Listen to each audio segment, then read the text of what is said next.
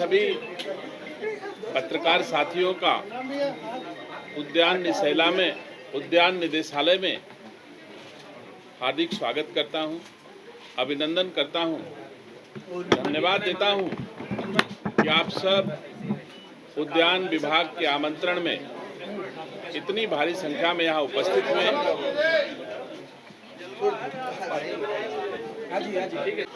थोड़ी असुविधा हो रही है आपको, लेकिन हमें आइडिया नहीं था कि उद्यान निदेशालय के इस सभागार में भी जगह छोटी पड़ जाएगी।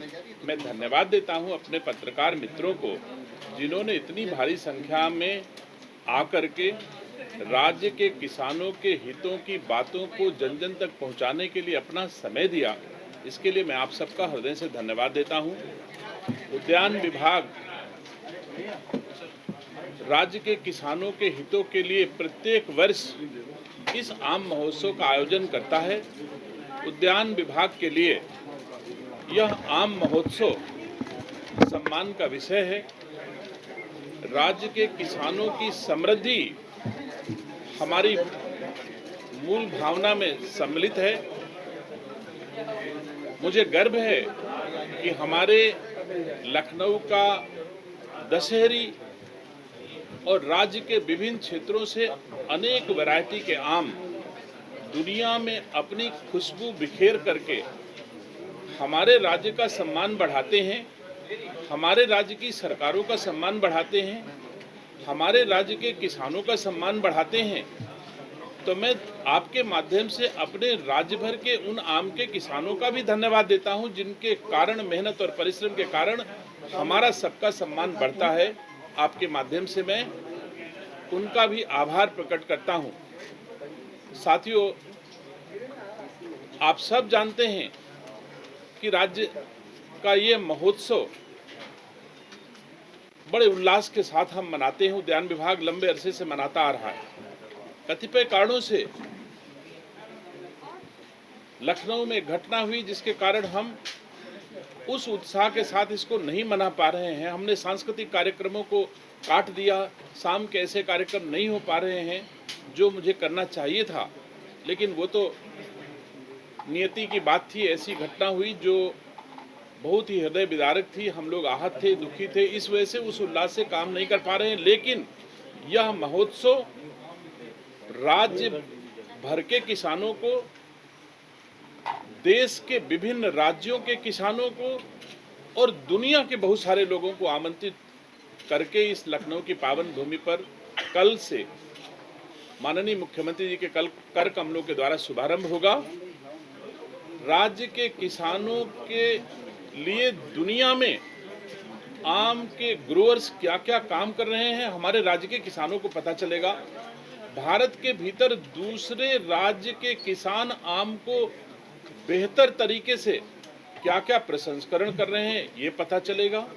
भारत के बाहर दुनिया में आम के उत्पादन में, आम के रोग ना लगे ऐसे नई नई तकनीकों में और आम के प्रसंस्करण और निर्यात से संबंधित चीजें हमारे राज्य के किसानों को जानकारी होती है। यह 3 दिवसीय आम महोत्सव राज्य भर के किसानों को यह अवसर देता है कि एक साथ दुनिया भर के किसान आपस में अपने विचारों को एक दूसरे से साझा करें। किस राज्य ने क्या बेहतर तकनीक अपनाई है, किस राज्य ने क्या बेहतर प्रयोग किए हैं।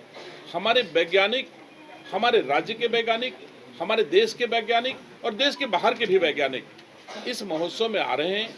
आपके माध्यम से मैं अपने राज्य के किसानों को, अपने राज्य के एक्सपोर्टर्स को, अपने राज्य के प्रसंस्कृत जो आम के प्रसंस्करण के लोग हैं, उनको आदर से आमंत्रित करता हूं कि आएं और उत्तर प्रदेश के राज्य के किसानों की समृद्धि में अपना योगदान दें।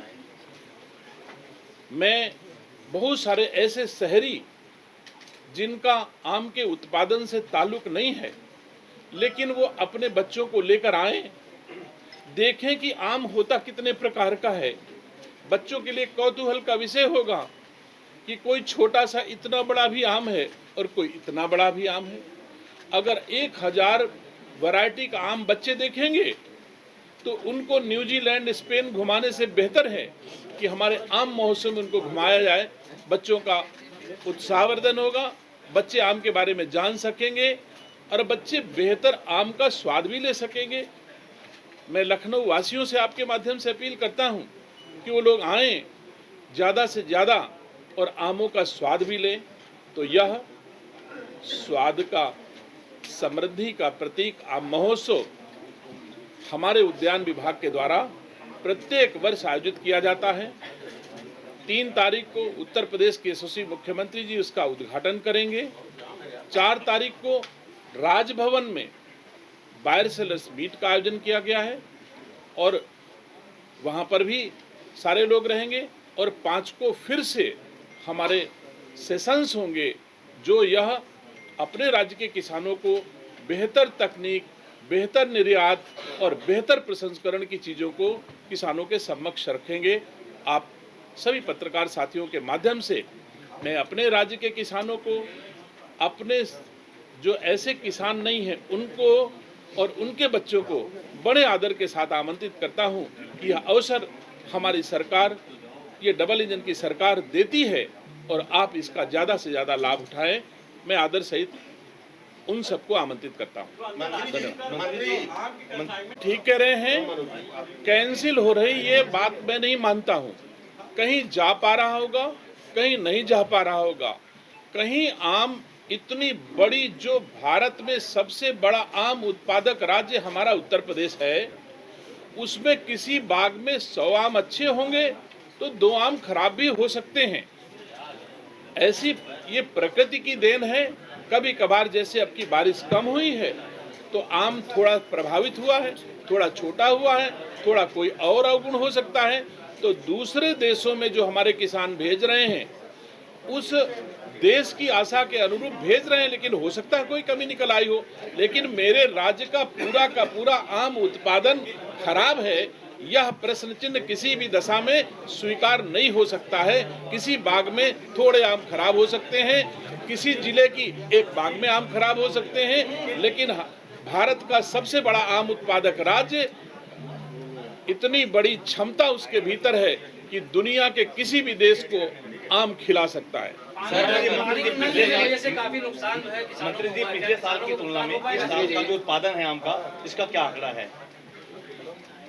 मैंने पहले ही अपनी बात में कहा कि मौसम के कारण थोड़ा आम का उत्पादन प्रभावित हुआ है, लेकिन कोई खास असर मैं नहीं देख पा रहा हूं कि कहीं आम का उत्पादन कम हो गया हो। आम छोटा हुआ है, ऐसा थोड़ा सा, लेकिन हर जगह नहीं, कहीं कहीं थोड़ा ऐसा असर पड़ा है। तो मौसम का असर हमेशा ही फसलों पर पड़ता है। धान गेहूं पे पड़ता है, आलू मटर पे पड़ता है, तो आम पे भी पड़ना वाजिब है। कोई बड़ी बात किसानों को मिलेगा सर, ये फसल बर्बाद हुई है। हाँ, इसका हम प्रयास किसानों ने कई बार उन्होंने बोला कि भाई अभी तक असहमत नहीं हूँ, लेकिन अगर कहीं सर्वे नहीं हुआ होगा तो मैं कोशिश करूंगा कि अपने अधिकारियों को निर्देश दूंगा यथासंभव सर्वे करके। लगभग कितनी प्रजातियां हैं आपके आम महोत्सव? लगभग 800 से अधिक प्रजातियों के प्रदर्शन हमारे यहाँ लगाए गए हैं जो राज्य के लोगों के लिए उपलब्ध है। मंत्री जी, पीएम किसान फसल योजना के अंतर्गत बागवानी को नहीं लाया गया है, जबकि बड़ी संख्या में बागवान जो है आपदाओं से परेशान होते हैं, उनका नुकसान होता है। अगर इस योजना के अंतर लाया जाता तो शायद उनको मुआवजा मिलने में और आसानी होगी। देखिए, जैसे धान गेहूं में आपदा के कारण हानि होती है उसका रिम्बर्समेंट राजस्व विभाग करता है, वैसे हमारे आमों में भी आपदा के कारण क्षति होने पर राजस्व विभाग रिम्बर्स करता है। ये बात सही है कि ये प्रचलन में कम था, लेकिन इस वर्ष हमारे विभाग के द्वारा ये पहल की गई है कि जैसे किन्हीं भी फसलों की हानि का रिम्बर्समेंट सरकार के द्वारा किया जाता है, तो आम की फसलों में होने वाली क्षति का रिम्बर्समेंट भी हमारी सरकार करेगी। ये इस बार सारा पूरे उत्तर प्रदेश का सर्वे करा करके हम लोग आपदा राहत विभाग को, राजस्व विभाग को भेज रहे हैं। 2021 में पीएम फसल योजना के अंतर्गत बागवानी को लाया गया था, उसके बाद फिर इसको हटा दिया गया सर। और किसी के सवाल लाया जाएगा इसको? सर अखिलेश यादव